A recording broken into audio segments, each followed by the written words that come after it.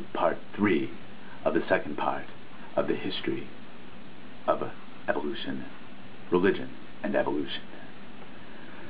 Stephen Jay Gould and Niles Eldredge, two famous evolutionists, said, quote, "At the higher level of evolutionary transition between basic morphological designs, gradualism has always been in trouble, though it remains the official position of most Western evolutionists.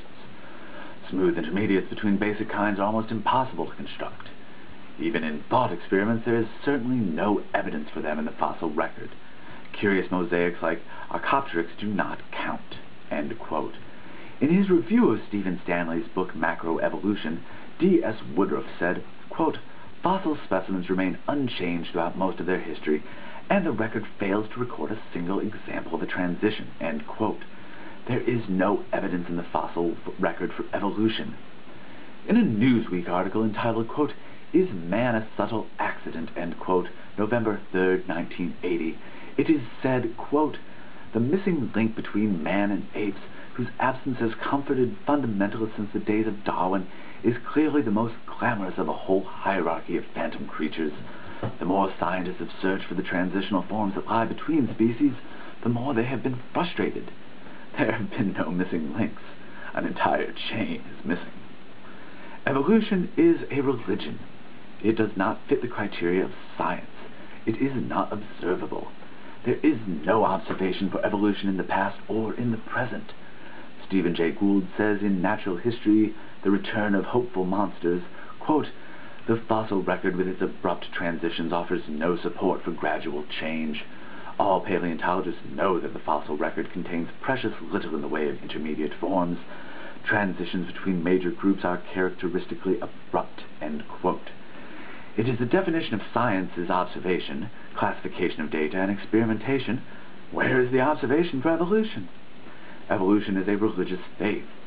If the evolutionists want to believe in evolution, they are free to do so. We live in America, which is a free country. We are free to choose what we want to believe. What I am upset about is the fact that their faith is being taught as science in the public school system at my expense as a taxpayer. That upsets me greatly. Romans 1:21 says, "Because that, when neither knew God, they glorified him not as God, neither were thankful, but became vain in their imaginations, and their foolish heart was darkened. Professing themselves to be wise, they became fools, and changed the glory of incorruptible God into an image made like to corruptible man, and to bird and four-footed beasts and creeping things. Wherefore God also gave them up to uncleanliness through the lusts of their own hearts, and to dishonor their own bodies between themselves.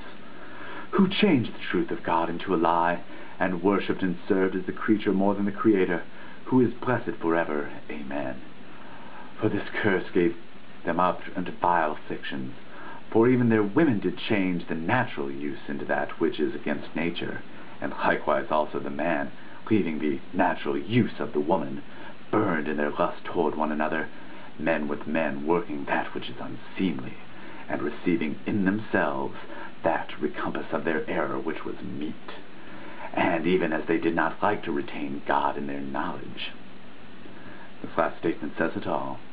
Evolution is a deliberate attempt to eliminate God. It is time for thinking people to dethrone evolution and get some common sense back into science class. Up next, my letters to the editor.